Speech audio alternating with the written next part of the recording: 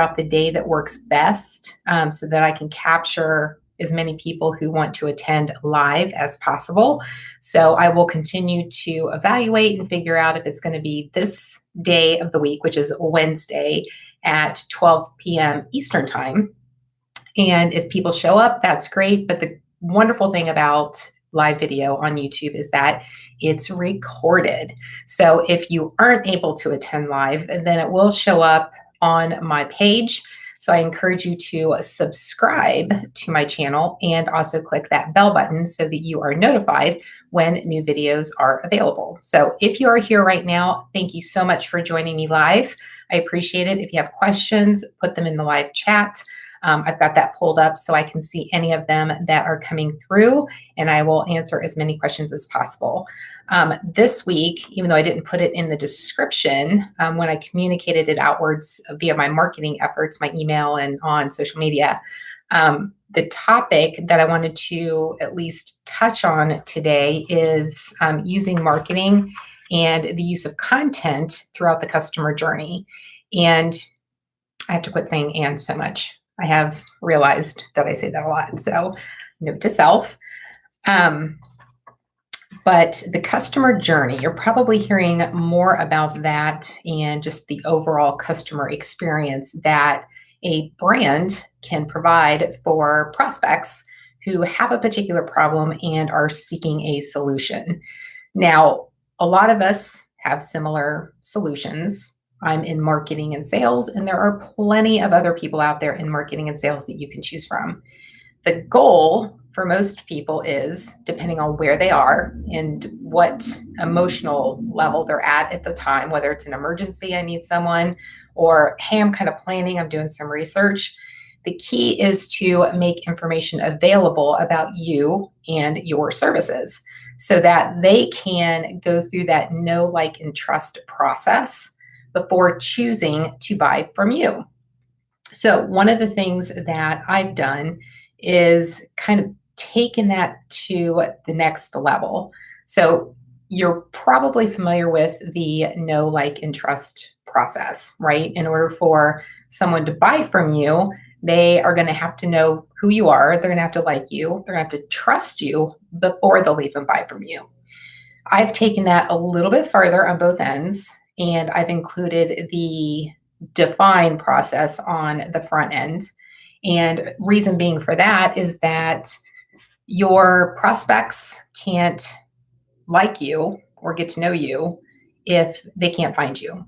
So the define process is all about you as a brand defining your personas. Now, it's kind of a reverse thought because that's an internal, that's a brand process. But in order to define and find your ideal customers, you have to define who they are. And part of that process is understanding where they are spending time and also uncovering the pain points that they're experiencing. So I've expanded that. So it's define, know, like, trust, and then that final process, which is buy, and then also retention. Because once someone trusts you, that's when they'll buy from you.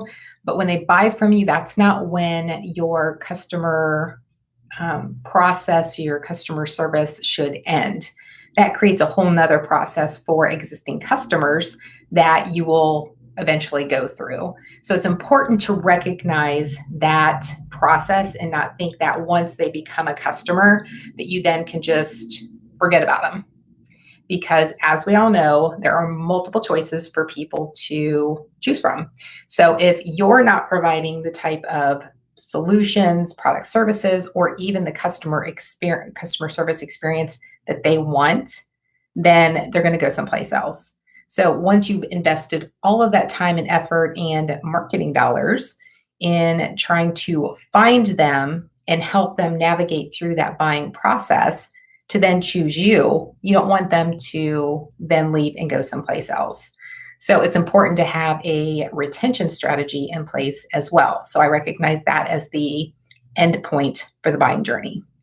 So what I have done is I've created a document. It's about 75% complete, but it walks through the marketing creating content for the customer journey process.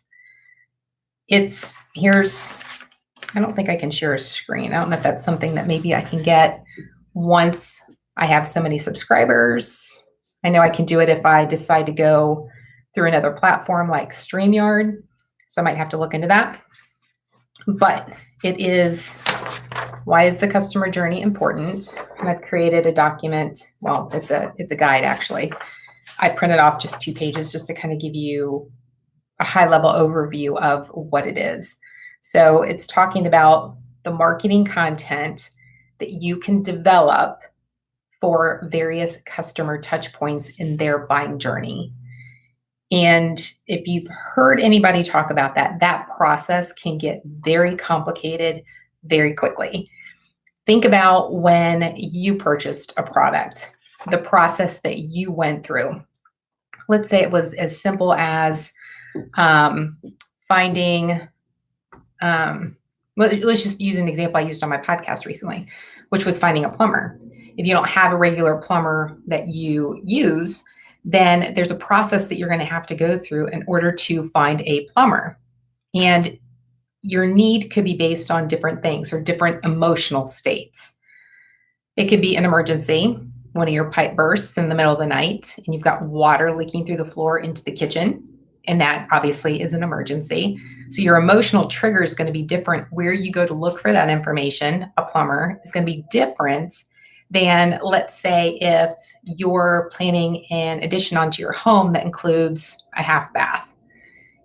That's going to be a completely different process. And the urgency obviously isn't going to be there, but they need someone who knows what they're doing in order to bring them in, make sure that they've got a plan in place, that they've got the proper approvals or people involved in the local area to approve that they're able to include that now on the blueprints for when they go to sell the house and also for home evaluation.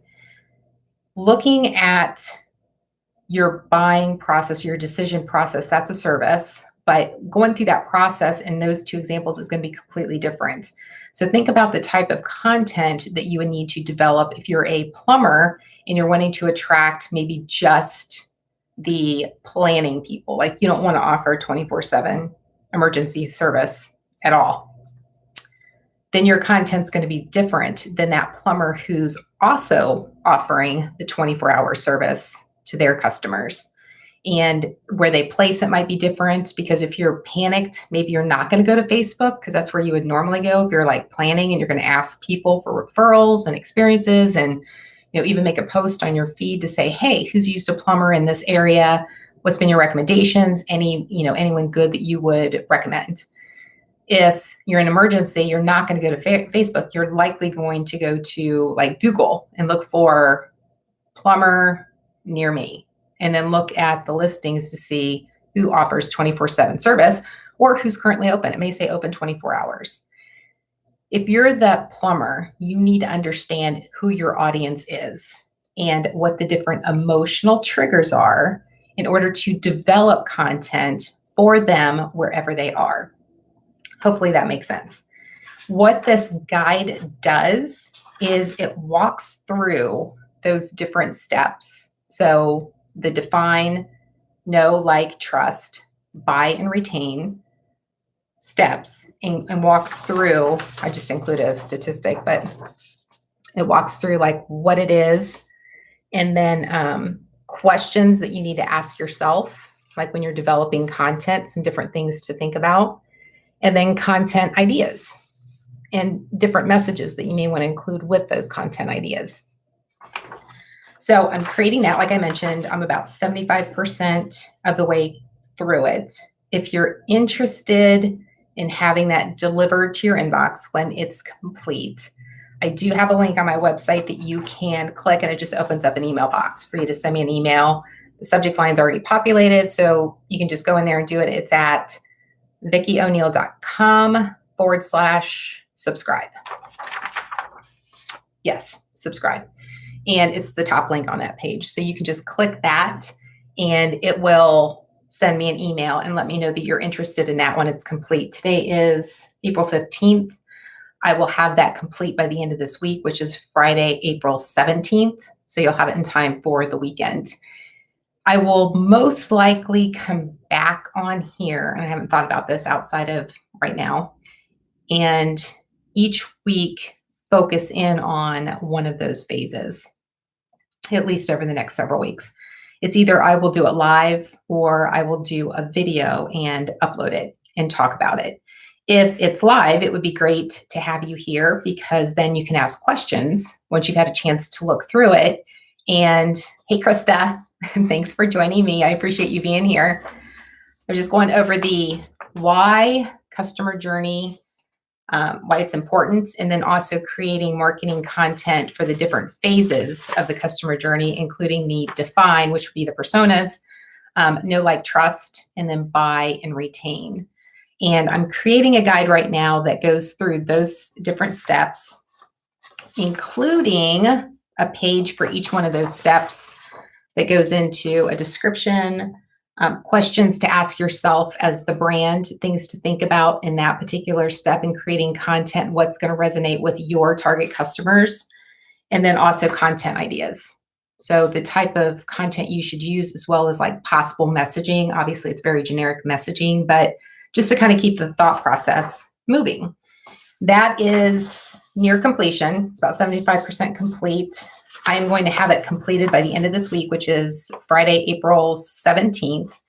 If you're interested, again, in having that sent to you, go ahead and go to my website and send me an email, VickiO'Neill.com/subscribe.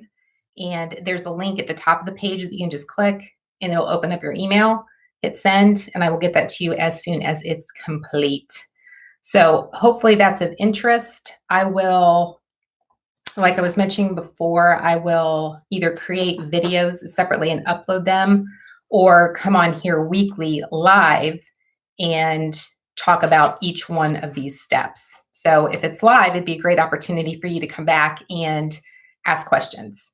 So if you're not already subscribed to my channel, go ahead and do that now. Don't forget to hit the bell for notifications so you know when any new videos are uploaded or when I schedule future live videos. So I'm not sure if this day of the week is going to be consistent, but I'll just kind of wait and see what happens. And this is part of the learning process.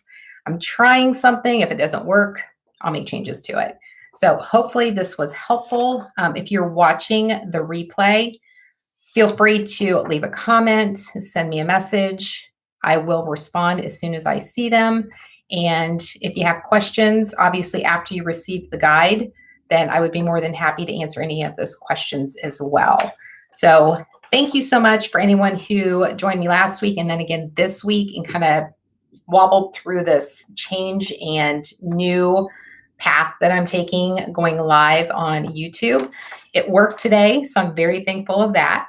And I'm thankful for you being here and watching this video. Let me see, Krista, I love it knowing who you're talking to and what part do the journey they're on. I should probably have my glasses on for this. Is key to marketing and selling them to them effectively.